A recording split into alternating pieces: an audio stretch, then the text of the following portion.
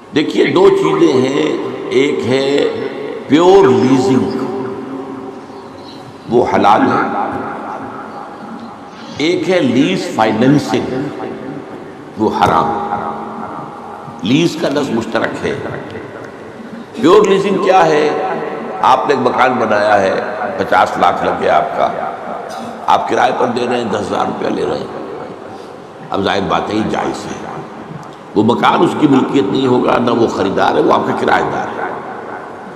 جب جائے چھوڑنے کا کرایہ ختم، یا جب آپ اس سے خالی کروا لیں گے کرایہ ختم۔ تو یہ ہے کرایہ۔ بعض لوگ ہیں ذرا زیادہ انتہا پسند، وہ کرائے کو بھی حرام کہتے ہیں، میں ان میں شامل نہیں ہوں۔ میں سمجھتا ہوں کہ کرایہ جو ہے، کرایہ انسان کا بھی کرایہ ہے۔ آپ مزدور کو کرائے پر ہی لے لیں، جو 8 گھنٹے وہ کام کر رہا ہے وہ انسان کا کرایہ ہے۔ اس لیے عاجل اور عجیب وہ اس میں وہ بھی شامل ہے، انسان بھی۔ تو کرایہ جو ہے وہ مکان کا بھی جائز، کار کا بھی۔ وہ کیا ہے؟ 10 لاکھ کی کار خریدی تھی، آپ کو دی ہے، آپ اس میں 20,000 30,000 40,000 روپے ماہانہ انہیں کرایہ دیتے رہے۔ جب تک آپ کرایہ دیں گے کار آپ کے پاس رہے گی، آپ خود واپس کر دیں یا وہ واپس لے لیں، کرایہ ختم۔ یہ ہے وہ اصل میں میزان بینک والے میرے پاس بھی آئے تھے اور ان کا بڑا وفد آیا تھا بہت۔ تو میں نے کہا تھا کہ کار فائننسنگ کیا ہے؟ کہ آپ کار خریدنا چاہتے ہیں، 10 لاکھ کی کار ہے، آپ کے پاس تو پیسے نہیں ہیں، بینک والے کہتے ہیں ہم خرید دیتے ہیں، ہم آپ کو قسطوں پہ دے دیں گے۔ وہ قسطیں جو ہیں 15 سال میں پوری ہوں گی، لیکن کرایہ کو قیمت 15 لاکھ بن جائے گی۔ یہ سود ہے، نرا سود، چٹا سود۔ اس کو میں کسی صورت میں جائز نہیں کہہ سکتا۔ اصل میں قسطوں کا ہی معاملہ ہوتا ہے۔ جس طرح آپ عام دکان سے قسطوں پر گاڑی لیتے ہیں، اسی طرح بینک سے بھی آپ لے رہے ہیں۔ قسطوں کا کاروبار فی نفسی ہی منع نہیں ہے۔ اس میں اگر شرعاً کوئی قباحت پیدا ہوگی تو ان کنڈیشنز کی وجہ سے ہوگی کہ جس کو آپ مان کر نیچے دستخط کر رہے ہیں تو وہ ضرور کسی کو چیک کروا دیں۔ اس میں اگر کوئی ایسی شرعی طور پہ قباحت نہ ہو تو پھر ضروری نہیں ہے کہ اسلامک بینک سے لیں، غیر اسلامک بینک سے بھی آپ قسطوں پہ گاڑی لے سکتے ہیں، بشرطے کہ اس کی شرائط میں کوئی ممنوع پہلو نہ ہو۔ یہ چیک کروانا پڑے گا۔ اسلامی بینک کا ادھار اور چاہے دوسرے بینکوں کا ادھار، ادھار سے بچو۔ ادھار کوئی راحت نہیں، کوئی راحت نہیں۔ ٹھیک ہے اسلامی بینکوں کا، اب دیکھو کاروبار بڑھانا ہے، اپنے پیسے سے بڑھاؤ، قرضے لے کر کاروبار مت بڑھاؤ۔ چاہے وہ قرضہ بغیر سود کے ہو، چاہے سود کا ہے تو بالکل ہی کام غلط ہو گیا، اور اگر بغیر سود کے ہے تو بھی قرضہ ہوتا ہے۔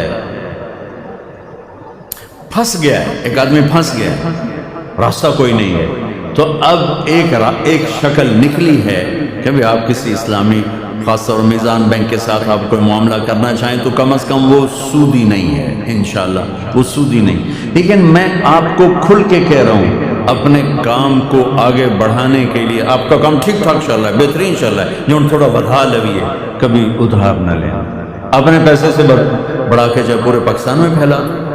میں کئی ایسی پارٹیوں کو جانتا ہوں 30 40 ارب کا کاروبار کر رہے ہیں، 1 روپیہ کسی بینک کے مقروض نہیں، 1 پیسہ بینک کا نہیں، 1 پیسہ۔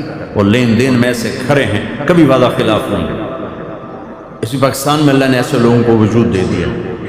تھوڑا ہمت کرنی پڑتی، تو پھر آپ کی تجارت آپ کے لیے جنت کا ذریعہ ہے۔ اللہ تعالیٰ نے جس چیز کو ممنوع قرار دیا ہے وہ قرض پر سود لینا ہے۔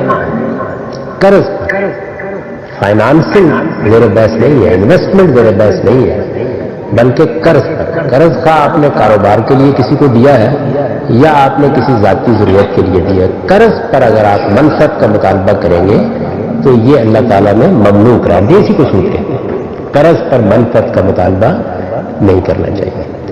قرض کس چیز کا ہوتا ہے؟ ہمیشہ کنزیومیبل چیزوں کا ہوتا ہے، یعنی قرض یوزیبل چیزوں کا نہیں ہوتا۔ وہ ادھار دی جائیں گی تو ان کا کرایہ آپ وصول کرتے ہیں، آپ مکان دیتے ہیں، آپ گاڑی دیتے ہیں، آپ کسی کو میز کرسی دیتے ہیں، تو اس لیے سود کا تعلق بھی تمام تر کنزیومیبل چیزوں سے ہے۔ جب کوئی پیسہ دینے والا اپنے پیسے کو شے میں تبدیل کر دیتا ہے، یعنی اسے یوزیبل چیز بنا دیتا ہے، جیسے مثال کے طور پر بینک آپ کو 50 کروڑ روپیہ نہیں دیتا، مکان دے دیتا ہے، 5-10 لاکھ روپیہ نہیں دیتا، گاڑی دے دیتا ہے۔ تو اس نے کیا کیا؟ اس نے کنزیومیبل چیز کو یوزیبل چیز میں بدل دیا. جیسے ہی یوزیبل چیز میں بدل دیا جاتا ہے تو پھر سود ختم ہو جاتا ہے. پھر جو آپ زائد دے رہے ہوتے ہیں وہ اس کے استعمال کا کرایہ ہے. تو اس لیے آپ مکان لیں, آپ گاڑی لیں, آپ مشینری لیں, اس پر جو کچھ بھی آپ سے بینک زائد دے رہا ہوتا ہے اس میں کوئی چیز ممنوع نہیں ہے, کوئی چیز حرام نہیں ہے. یوزیبل چیزوں کے معاملے میں یہی قاعدہ ہے. اگر آپ قسطوں پر کوئی چیز بیچ رہے ہیں اس میں بھی اگر آپ یوزیبل چیزیں بیچ رہے ہیں تو ان کی ادھار کی اور نقد کی قیمت الگ الگ ہو سکتی ہے. اس لیے کہ جو یوزیبل چیزیں ہیں ان کا کرایہ لینے کا اللہ نے بھی حق دیا ہے, عقل بھی کہتی ہے کہ وہ بالکل ٹھیک ہے. تو ایک تو یہ فرق سمجھ لیجئے, اس کو نہ سمجھنے کی وجہ سے بڑی غلط فہمیاں پیدا ہوئی ہیں. کسی یوزیبل چیز میں, کسی قابل استعمال چیز میں سود نہیں ہوتا.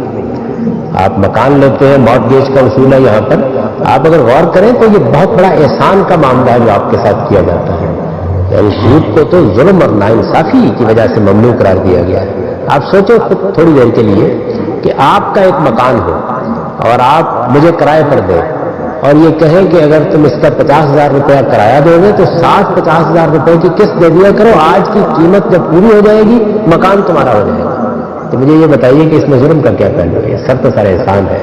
تو اس وجہ سے نہ مارگیج کے معاملے میں کوئی حرمت ہے, نہ گاڑی لینے میں, نہ کسی اور چیز میں. البتہ جب آپ روپیہ لیتے ہیں تو چونکہ روپیہ استعمال نہیں کیا جا سکتا اس کے وجود کو قائم رکھ کے, وہ فنا ہو جاتا ہے, یعنی اس میں خرچ ہو جانا ہے. اس لیے اللہ تعالیٰ نے اس پر منفعت لینے کو منع کر دیا. تو پہلی چیز تو یہ ہے کہ سود کنزیومیبل چیزوں میں ہوتا ہے, یہ یوزیبل چیزوں میں نہیں ہوتا. اس فرق کو بہت اچھی طرح سمجھ لینا چاہیے. میں کوشش کر رہا ہوں کہ یہ بات لوگوں کو بتاؤں اور سمجھاؤں تاکہ وہ اپنے ذاتی معاملات میں بھی اس کو سمجھ لیں. سود کا کوئی تعلق کسی یوزیبل چیز سے نہیں ہوتا, وہ کنزیومیبل چیزوں میں جو اپنے وجود کو فنا کر دیتے ہیں. آپ سے میں نے پھل لیا, قرض لیا, کھا لیا, آٹا لیا, کھا لیا, روپیہ لیا, خرچ کر لیا, مجھے اب دوبارہ تازہ کر کے آپ کو دینا, تو محنت کروں گا, کہیں سے لاؤں گا. میں نے آپ سے مکان کرائے پر لیا, میں نے آپ سے گاڑی کرائے پر لیا, اب جب چاہیں واپس کر دوں گا. تو اس لیے سود کا تعلق کنزیومیبل چیزوں سے ہے, یوزیبل قابل استعمال چیزوں میں سود نہیں ہوتا. دوسری چیز یہ ہے کہ اگر آپ کو کسی موقع پر سود پر قرض لینا پڑ جائے, یعنی قرض پر منفعت لینا یہ سود ہے اور یہ بالکل حرام ہے. لیکن اگر کسی وقت دینا پڑ جائے تو یہ اصلاً حرام نہیں ہے. قرآن مجید کو پڑھ لیجیے, اس نے کسی جگہ اس پر کوئی نکیر نہیں کی. لوگوں کو ایک حدیث کو سمجھنے سے غلط فہمی ہوئی ہے. یعنی جب آپ سود دیتے ہیں تو آپ اپنے جائز کمائے ہوئے پیسے میں سے دیتے ہیں, کسی کا ناجائز مال لیتے نہیں ہیں. تو اس وجہ سے اس کی حرمت کے بارے میں جو عام خیال پیدا ہو گیا ہے اس کی بھی کوئی بنیاد نہیں ہے. Green from outside, but we have to know the details. For instance, does the bank now own the title? Well, it makes a big difference, because if the bank doesn't own a title and just goes to somebody else who owns a house, a company or a person or a group of people, and say, here is the money, but give him the house, that is a prohibited transaction, because the Prophet ﷺ said, لا تبع ما ليس عندك. Do not sell what you do not own.